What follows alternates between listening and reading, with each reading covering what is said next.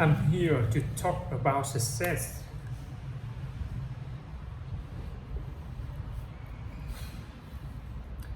I went to college. I went and worked around 5 hours a day. And I was working on construction. Because in those days in bodybuilding, there was no money. I didn't have money for food supplement or anything. So I had to go to work. So I worked in construction. I went to college. I worked out in the gym. And S9 from 8 o'clock, S9 to 12 midnight. I went to acting class 4 times a week. I did all that. There was no one single minute I wasted. This is why I'm standing here today. At the age of 20, I went to London and I won the Middle Universe contest as the youngest Middle Universe ever. And this was because I had a goal.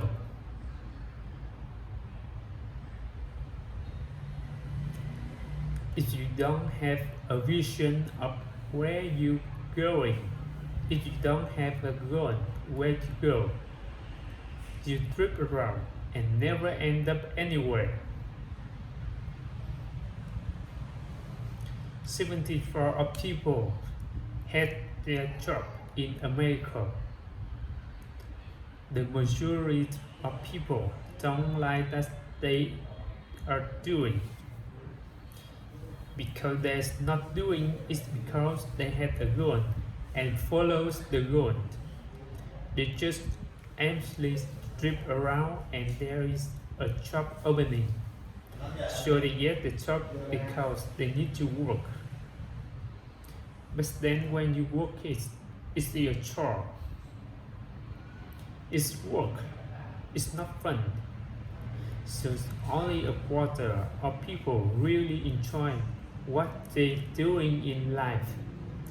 People always ask me when they see me in the gym, in the pumping iron days, they say, why this? You are working out so hard. 5 hours a day, 6 hours a day, and you always have a smile on your face. The others are working out just as hard as you do, and they look showers in the face. Why is that? I told people all about that. I am shooting for a goal. In front of me is the Middle Universal title. So every rep that I do gets me close to a club accomplishing that goal. To make this goal, this vision a reality. Every single step that I do, every repetition of ways that I live will get me a step close to the turning this goal into a reality. So I couldn't wait to do another 500 power squat. I couldn't wait to do another 500 pound bench press. I couldn't wait to do another 2,000 sit-ups. I couldn't wait for the next exercise. So let me tell you that's visualizing your goal and going after it's fun. You got to have a purpose.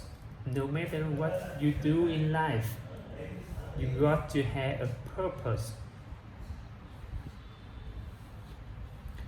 Muhammad Ali work is better.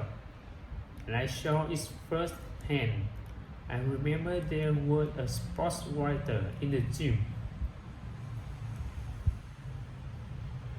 when Alice was working out doing sit-ups. He asked Alice, "How many sit-ups do you do?" And he said, "I don't start counting until it hurts." Now think about that. He doesn't start counting sit-ups until he feels pain. That's when he starts counting. That's he working hard. So you can get around the hard work. It doesn't matter who you are. Work your ass off. There is no magic pill. There is no magic out there. You cannot get around. You have to work and work. It's all hard work. It drives me crazy when people say they don't have enough time to go to the gym 45 minutes a day and work out, or to do something for 45 minutes to an hour a day to improve, either physically improve or mentally improve.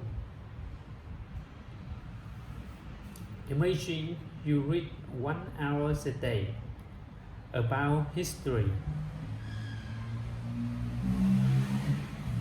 How much would you learn after 365 hours in 1 year? Imagine if you study the history of musicians and composers, how much you know. Imagine if you work on some business and you want it to develop every day for an hour. Imagine how much further along you go. And yet, so it drives me nuts when people say, "We don't have the time." You have 24 hours a day.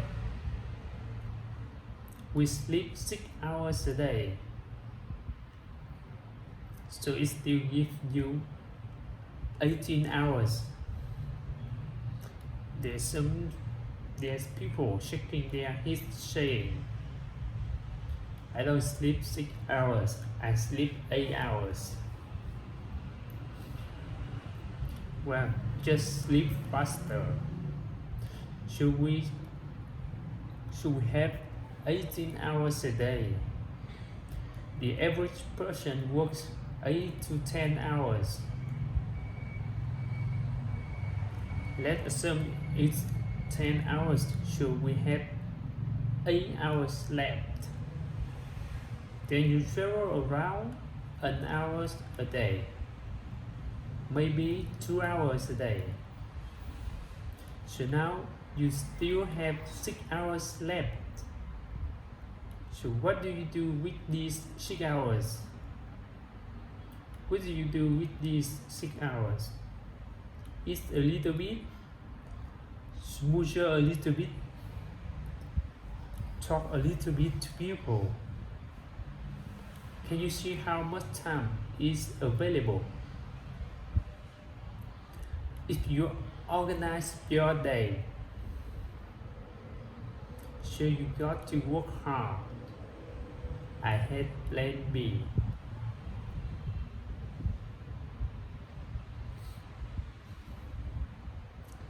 I tell you why. Because we have so many doubters, then no sayers.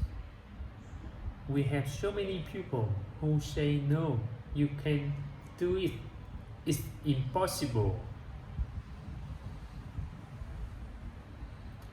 That's okay, because we just turn off. As I said earlier, we hear the no being a yes. You can do it means you can do it. So it's possible to do that among all the negative people around you. But when you start doubting yourself, that's very dangerous. Because now what you are basically saying is, if my plan does not work, I have a fallback plan, a plan B. That means you're thinking about plan B. Every thought you put into plan B, you're taking away that thought and energy away from plan A.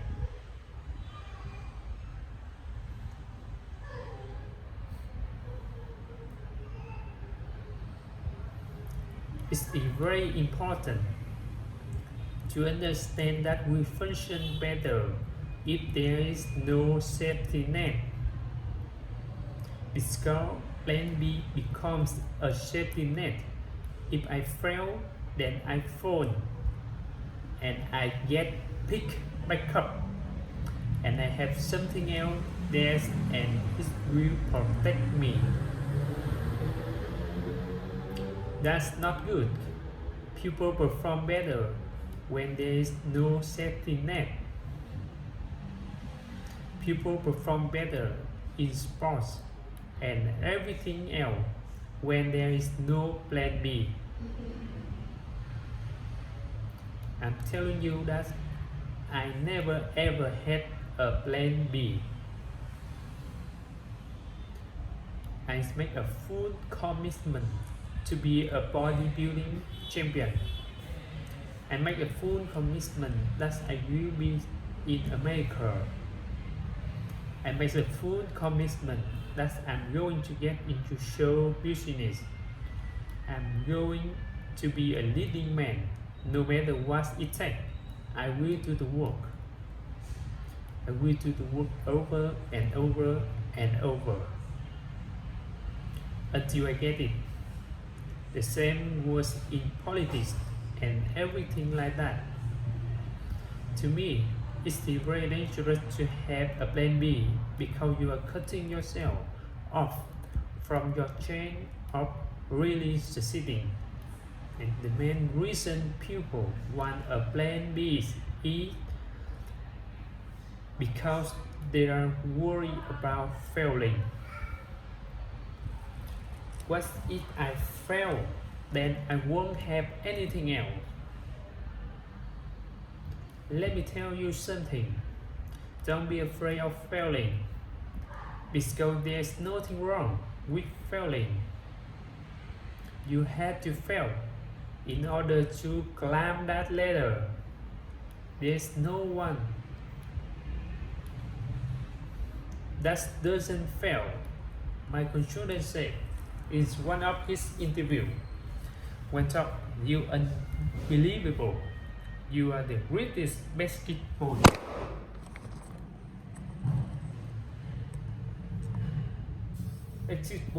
player of all time.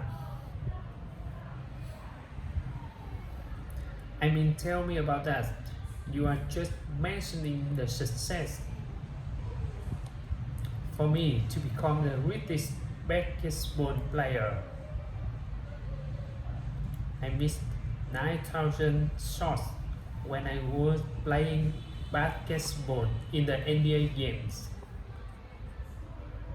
So during this game, when he was successful, he missed 9,000 shots. Does make him a failure? No. He's one of the greatest basketball, but he failed 9,000 times. Did you get it? We will fail. It's okay.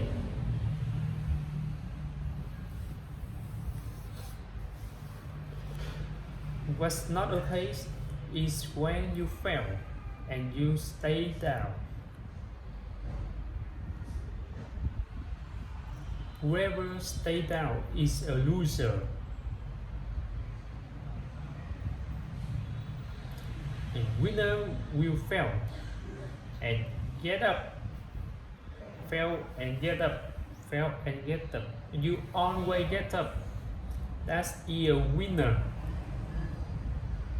That's a winner. I failed in bodybuilding. I lost bodybuilding competitions. I lost powerlifting competition. I lost weightlifting competitions. I had movie that went into the toilet and were terrible. I got the worst review. In politics, I remember I had many of the initiatives on the ballot, and we lost. My approved rating in California went down to 28%. Then it went back up again, and I won again the governorship. Hey, we all lose. We all have losses. Is it okay? That's why I say, don't be worried about losing, because when you are afraid of losing, when you get frozen, you get stiff and you not relaxed. In order to perform well in anything, if it's in boxing or your job or with your thinking, it's only happening when you relax. So relax. It's okay to fail. Let's just go all out and give it everything you got. That's what it's all about. So don't be afraid to fail. Thank you for listening.